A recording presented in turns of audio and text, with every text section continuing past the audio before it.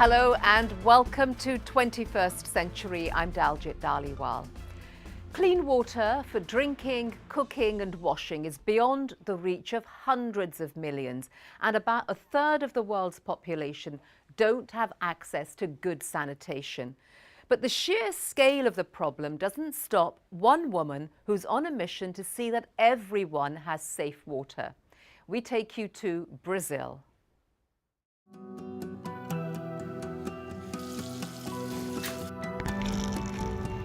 Tap water is the best example or a paradigm of democracy.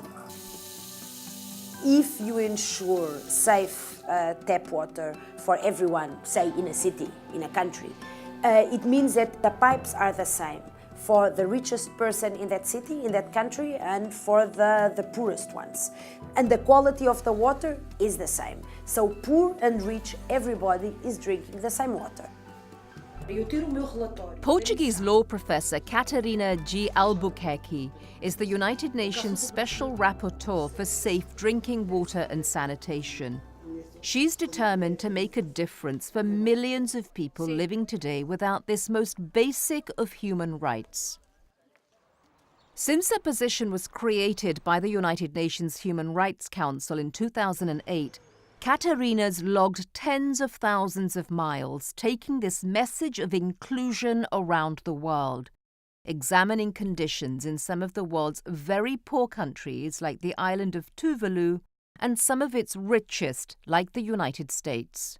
When I go on mission, I understand that the people don't even know that what we are talking about is a human right, that they are entitled to it. So I try to explain what it means, what it entails. And what she says, in part, is this: without safe water and sanitation, so many other human rights, even the right to life, can be unattainable.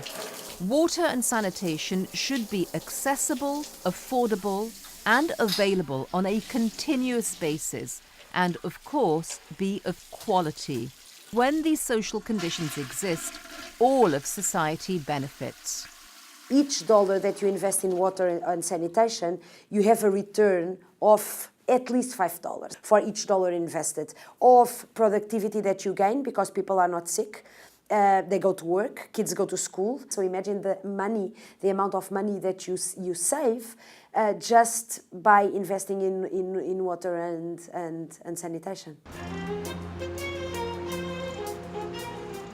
Today, Catarina begins a visit to Brazil in the capital city of Brasilia, part of an 11-day, 5-city tour designed to look at how water and sanitation is reaching people throughout the country. The Brazilian government invited her to assess not only what works, but also what needs to be improved. The rapporteur will make detailed recommendations at the end of her visit.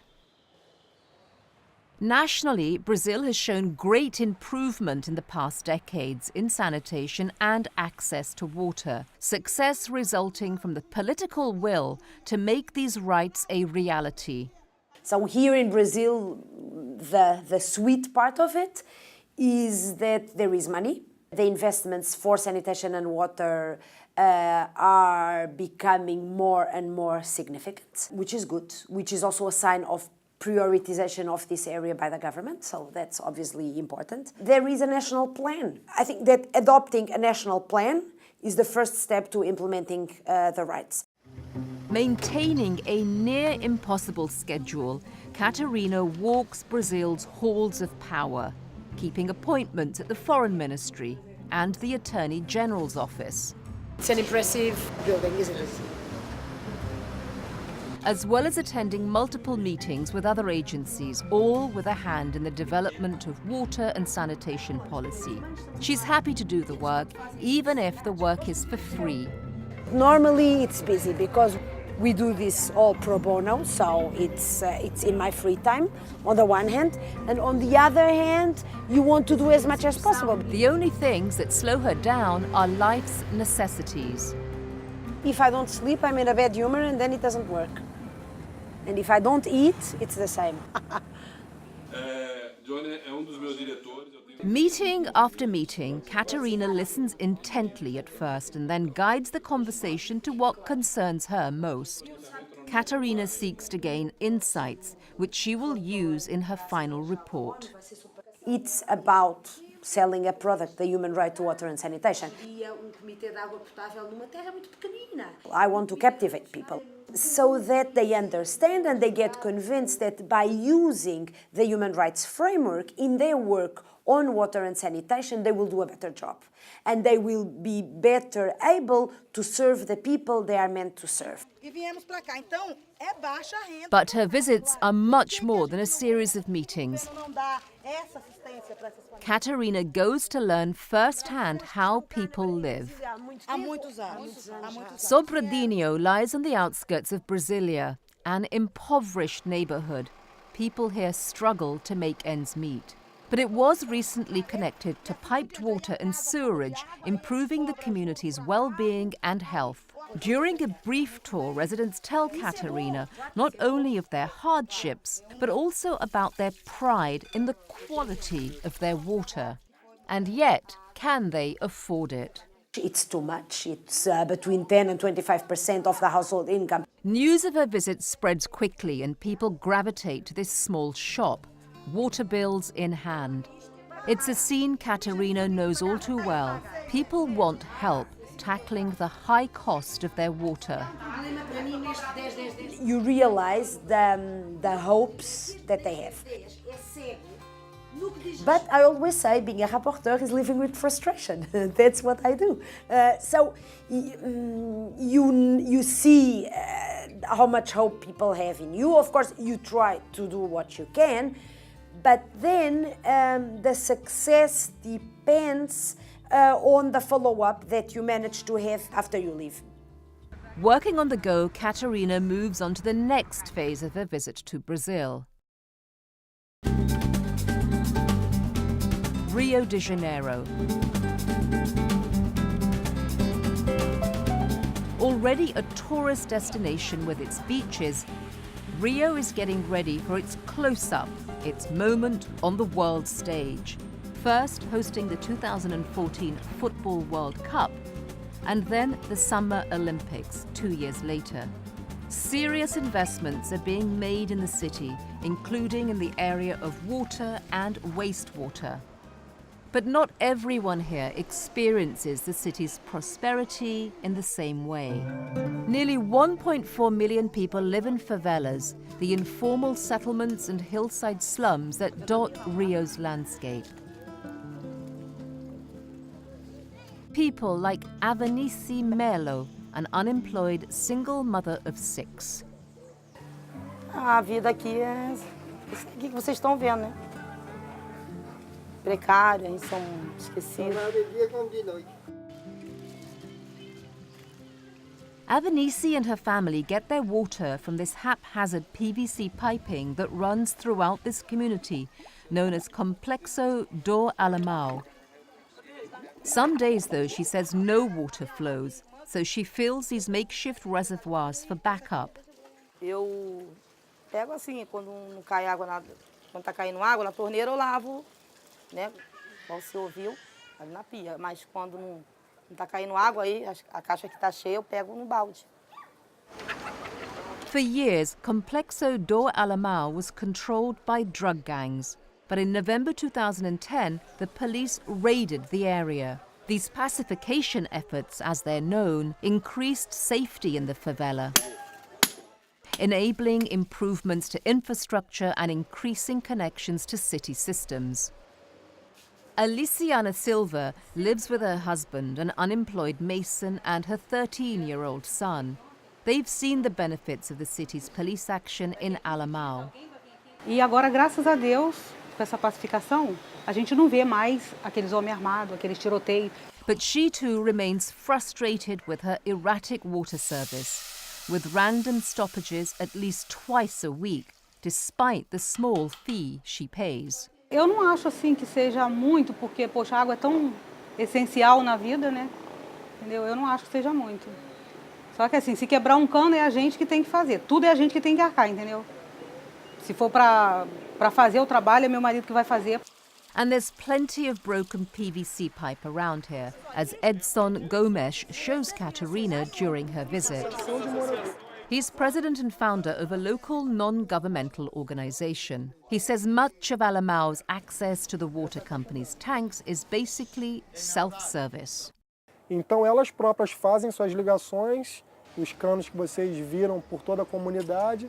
Quando não é o morador quem faz, geralmente é a associação de moradores, para exatamente conseguir acesso a essas fontes que eu falei anteriormente. Na verdade, é irregular, mas não consideramos ilegal, né? Porque seria pior morrer de sede.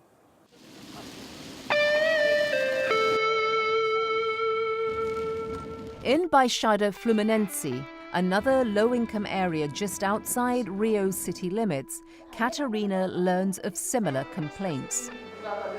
She hears about not enough water reaching residents through the pipes and witnesses what happens when too much water falls from the sky. The sewage mixing the rainwater and filling the streets where people had to walk to catch a bus, to go to work or to go to school.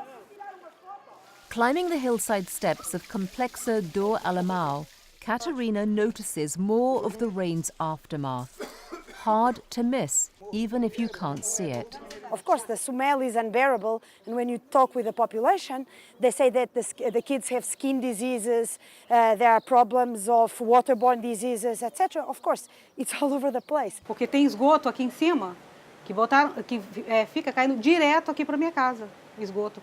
Se vocês forem ali atrás, tem mau cheiro terrível ali atrás. Catarina believes proactive measures must be taken to eliminate inequalities and reach the people in Complexo do Alemão and Baixada Fluminense. She acknowledges the government efforts and investments, but she wants more to be done as the current situation is unacceptable. The money is here, the possibility to do things is a reality, but then somehow people not only don't get access to water, they don't have sewage. So what are you doing? You are killing the people. You are slowly killing the people. You are reducing their life expectancy. You are sending them to hospital. You are making sure that kids have diarrhea and other diseases and they cannot go to school. And so when Catarina meets with representatives of the state water company and sanitation regulators, people intent on telling her about their newest projects and biggest achievements, she again asks about access to water and sanitation for the poorest, people like Avenice and Aliciana.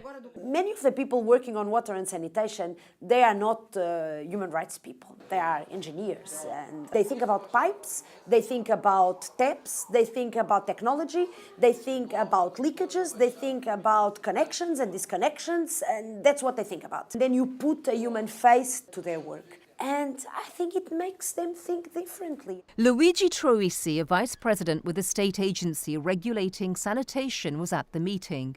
While the city falls outside his agency's jurisdiction at the moment, he believes the future looks bright. É o momento do Rio de Janeiro.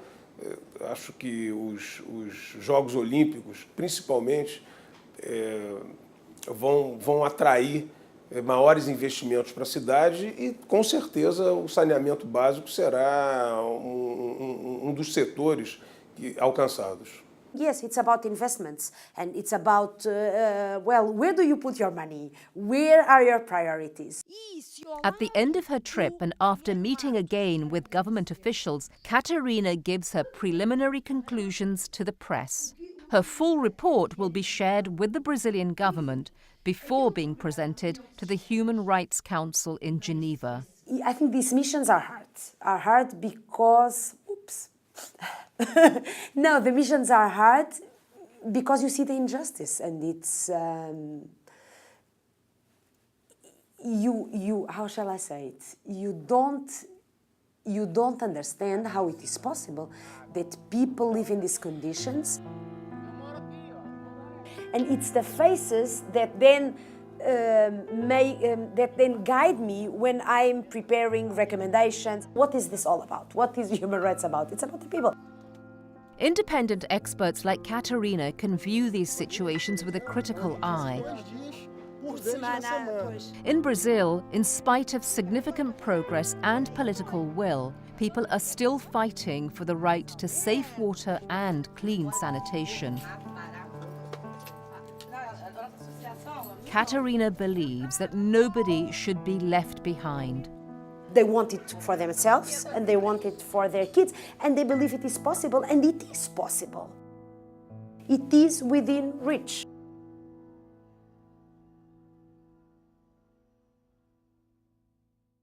And that's all for this edition of 21st Century, sharing the world's stories. I'm Daljit Dhaliwal. We'll see you next time. Until then, goodbye.